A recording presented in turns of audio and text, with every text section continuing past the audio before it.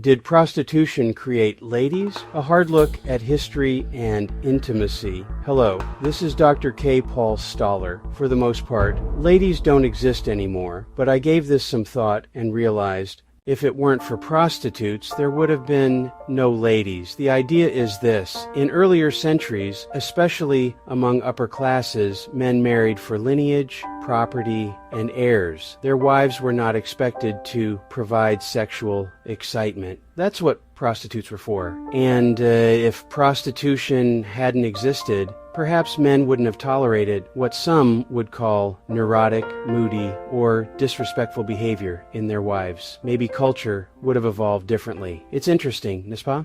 Historically, in many European and Asian societies, elite men married for alliance and inheritance, expected modest, restrained wives, frequently sought sexual variety elsewhere. There was a clear split. The lady, purity, status, motherhood. The prostitute, sexual access without social consequence. This Madonna whore dichotomy was real, but here's the key. Prostitution didn't create that system. It existed because of that system. We often project modern expectations backward. Historically, marriage was primarily about property consolidation, heir production, political stability, social order. Romantic compatibility wasn't the organizing principle. Sexual fulfillment wasn't either. Saying men tolerated difficult wives because prostitutes existed assumes something modern. That marriage was supposed to provide sexual and emotional harmony.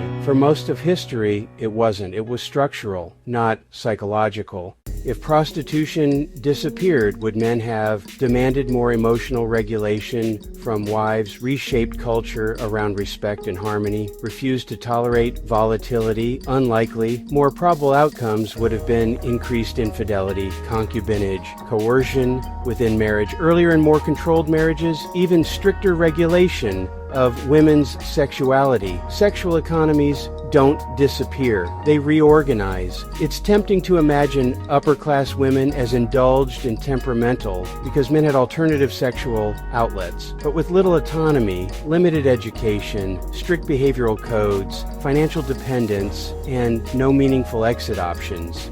If some were anxious or volatile, confinement may explain more than indulgence. Restricted lives produce psychological strain. The real distortion wasn't prostitution itself. It was the splitting of women into two categories: women you respect, women you desire. When desire and respect are separated, intimacy fractures. Men compartmentalize. Women internalize conflicting expectations.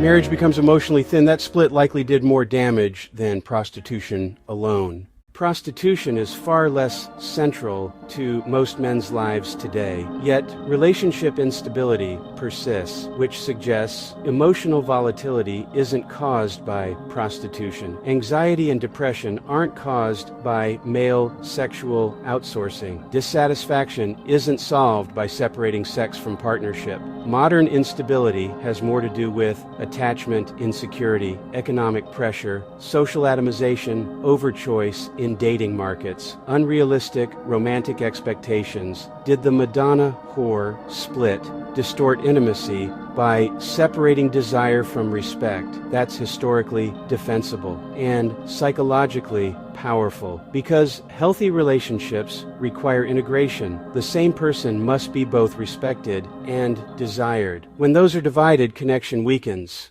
History is rarely as simple as remove X and everything improves. Human systems adapt, sexual economies reorganize, power structures shift. But the deeper issue isn't prostitution. It's how cultures organize desire, status, and intimacy, and whether men and women can integrate attraction and respect into the same relationship. That's the real evolutionary leap, not the elimination of one outlet, but the integration of two forces that were long kept separate.